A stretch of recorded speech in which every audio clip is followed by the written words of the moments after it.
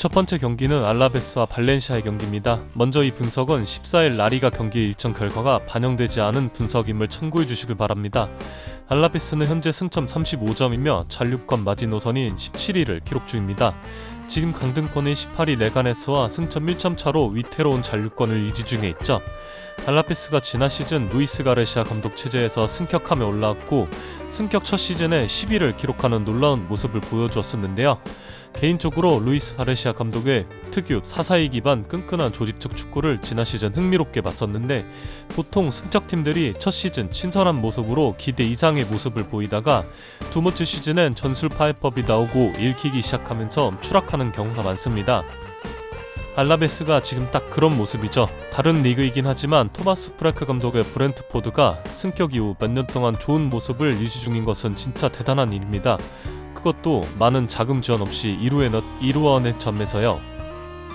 아무튼 루이스 가르시아 감독의 전술은 이제는 안 될 것이라고 판단했는지 알라베스는 지난 12월 루이스 가르시아 감독을 경질했고 에두아르도 쿠테트 감독을 새롭게 선임했습니다.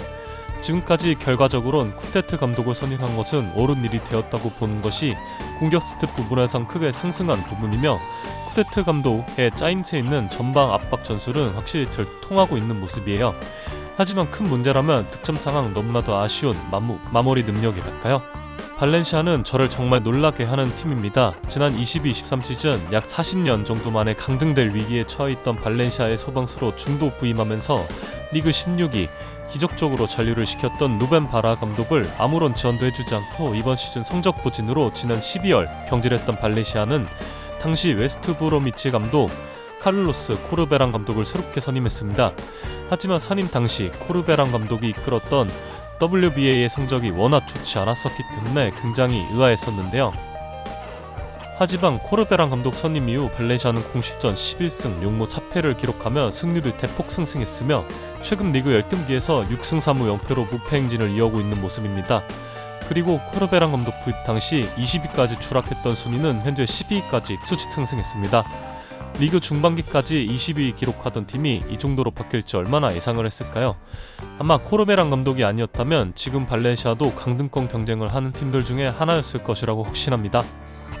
그리고 발렌시아는 어느덧 유럽 대항전 진출권까지 바라볼 수 있는 위치까지 왔습니다. 앞서 말했듯 리그 12위지만 유로파 컨퍼런스 리그 진출이 가능한 파리, 라요 바이에카노를 승점 2점 차로 문추국하고 있으며 지금의 기세를 유지할 수 있다면 최대 유로파 리그 진출권인 셀타비고의 자리까지 올라갈 수 있는 가능성이 농후합니다. 사실 발렌시아의 상승세가 언제 끊길지 몰라서 가고 싶은 거 참고 있었는데 직접 헤타페전 3-0으로 부숴버리는 것을 보니까 이 팀의 상승세는 시즌 종료까지 믿어볼 수 있을 것 같다는 생각이 듭니다. 발렌시아의 승리로 추천드릴게요. 두 번째 경기는 비아레알과 레가네스의 경기입니다. 지난 15-16 시즌 이후 9시즌 만에 챔피언스 리그 진출에 도전하고 있는 노란 잠수함 비아레알은 현재 승점 61점으로 5위를 기록 중이며 이번 시즌 라리가가 챔피언스 리그 티켓 5장을 받았기 때문에 챔스권 안에 들어와 있습니다. 다만 지금 베티스가 승점 석점 차로 맨추격하고 있는 상황이고 이 다음 일정이 바르샤 원정이라는 점에서 이번에 강등권팀 레가네스를 상대로 승점 3점 획득은 매우 중요합니다. 마르셀리노 감독은 정통적인 플랫 4-4-2로 대표되는 감독 중에 하나이며 이 포메이션의 가장 큰 강점은 안정감에 있다고 생각하는데 즉 강팀들을 상대로나 약팀들을 상대로나 일관성 있는 모습을 보여줄 수 있다는 점입니다. 비아레알은 최근 리그에서 3연승을 기록 중이며 앞서 말했듯 베티스의 추격에서 도망가기 위해 노력 중인데요. 지난 13라운드부터 단 한 번도 순위 변동 없이 5위 자리를 유지 중인 비아레알인데 과연 노력의 결실을 맺을 수 있을지요. 레가네스는 현재 승점 34점으로 강등권인 18위를 기록 중입니다. 라리가로 다시 돌아오기까지 3년이 걸렸던 레가네스인데 승격 시즌에 또다시 강등을 당할 위기에 처해 있는 모습입니다.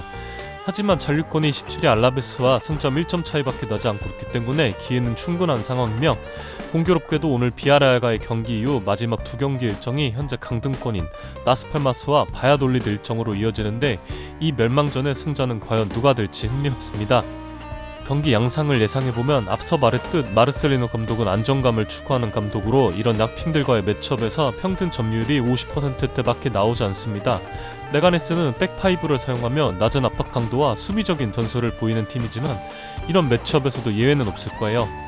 라리가의 레가네스 비슷한 성향을 보이는 팀들 중에 떠오르는 팀이 아라사테 감독의 마요르카나 바야돌리드 같은 팀이 있는데, 비아레알은 이 두 팀들을 상대로 사전 전승을 기록했고 4경기에서 13골을 득점했으며 2실점밖에 기록하지 않았습니다. 게다가 홈에서는 각각 4대0과 5대0 승리를 기록했어요. 참고로 오늘 경기는 비아레알의 홈경기이고 지난 레가네스 원정에서 이미 2대5 대승을 기록한 전력이 있습니다. 이미 비아레알 승리 배당이 많이 하락하고 있는데, 이 정도면 저는 충분히 역배당을 받은 비아레알의 마이너스 1점 핸디캡 승리까지 도전해볼 가치가 있다고 생각하며 비아레알의 승리로 추천드립니다. 세 번째 경기는 레알 마드리드와 마요르카의 경기입니다. 레알 마드리드는 직전 엘 클라시코에서 4대3 패배를 기록하며 이제는 리그 우승 가능성은 제로에 가까워졌습니다. 바르샤는 이제 리그 3경기 중 1승만 더 기록하게 될 경우 매직 넘버는 0이 되거든요.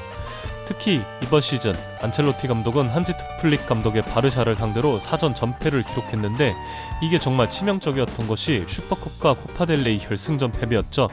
그리고 리그 우승까지 모두 놓치게 되면 무가 시즌으로 끝날 것으로 보여집니다. 또한 이 경기를 앞두고 레알 마드리드가 지난 시즌부터 원해왔던 레버쿠젠의 사비 알론소 감독 영입 오피셜이 나왔기 때문에 안첼로티 감독은 이제 레알 마드리드에서 마지막 류종의 미를 거둬야 합니다. 참고로 안첼로티 감독은 브라질 대표팀 감독을 맡게 되었습니다. 레알 마드리드가 이번 시즌 수비 쪽에 부상이 너무나도 많았고, 또 토니 크로스의 은퇴로 인해 미드필드 뎁스나 퀄리티적으로도 떨어진 것이 아무리 음바페를 데려왔다고 하더라도 정말 힘든 시절을 보낼 수밖에 없었다고 생각합니다. 또한 결과적으로 음바페, 비니시우스, 호드리구의 공조는 실패했죠. 그리고 이 힘든 상황은 시즌 마지막까지 지속될 것으로 보입니다. 이번 경기에서도 레알 마드리드는 정상 백포라인 구축이 어렵고 추아메니 징계 결정과 카마빈가의 부상, 그리고 공격 쪽에서도 호드리구와 비니시우스가 함께 빠집니다. 사실상 이번 경기 선발 라인업은 1.5군 혹은 그 이하로 봐도 무방하죠. 아라사테 감독의 마요르카는 이번 시즌 유럽 대항전 진출을 노리고 있는데 현재 승점 47점으로 9위를 기록 중이며 유로파리그 진출이 가능한 순위인 7위 셀타비고를 승점 2점 차로 추격하고 있습니다. 아마 마요르카가 이번 시즌 유럽 대항전 진출을 따내면 구단 역대 최초의 기록이지 않을까 싶은데, 아라사테 감독이 마요르카에서 한 시즌 만에 이 업적을 세울 수 있을지요? 아라사테 감독은 간간히 백포 기반의 포메이션도 사용하지만 백파이브 수비로 대표되는 감독입니다. 물론 이런 전술은 공격 패턴도 단조롭고 재미없는 축구이기도 하지만 언더독 팀들이 상위 리그에서 살아남을 수 있는 가장 확률 높은 전술이기도 하죠. 실제로 마요르카는 이번 시즌 리그 35경기 중 47점만을 허용하며 리그 최소 실점 6위에 해당하는 안정적인 수비를 보이고 있습니다. 최근 리그 5경기에서 2승 1무 2패를 기록 중인데 이 기간 단 3골밖에 허용하지 않고 있죠. 특히 지난 바르셀로나 원정에서 엄청난 유탄 방어로 한 골차 승부를 유지하는 경기는 대단했었습니다. 이때 마요르카는 주전 골키퍼 도미니크 그리프 대신 서브 키퍼 레오 로만을 선발로 내세웠었는데, 이 경기에서 엄청난 선방쇼로 하드캐리하면서 패배한 경기에서 맨 오브 더 매치에 선정되는 활약을 보여주었고, 몇몇 해외 언론에선 오늘도 레오 로만 골키퍼가 선발로 나올 것으로 예상하고 있습니다. 물론 탁구에서 승리하기 위해선 득점이 필요합니다. 하지만 무승부도 존재하기 때문에 마요르카로선 레알 마드리드를 상대로 승점 1점도 굉장히 만족스러운 결과이죠. 지난 바르샤 원정에서 옵사이드로 취소된 득점이 있었긴 하지만 슈팅 4개, 뉴슈팅 0개로 역습 상황에선 확실히 아쉬웠던 마요르카인데, 역습을 주도해야 하는 카일 라린의 영향력이 아쉬웠었죠. 안첼로티 감독이 높은 점유율의 세밀한 축구를 하는 감독은 아니지만 이번 경기는 레알 마드리드가 65% 이상의 점유율을 기록할 경기 양상이 예상되며, 최근 공격수들의 부상 및 부진으로 경기력이 떨어져 있는 레알 마드리드도 충분히 애를 먹을 수 있는 경기로 예상됩니다. 음바페 개인의 폼은 괜찮지만 공간이 적으면 한계를 보이는 경기가 확실히 많거든요. 두 팀 다 창이 날카롭지는 못하기 때문에 3.0 언더나 3.5 언더가 좋겠습니다.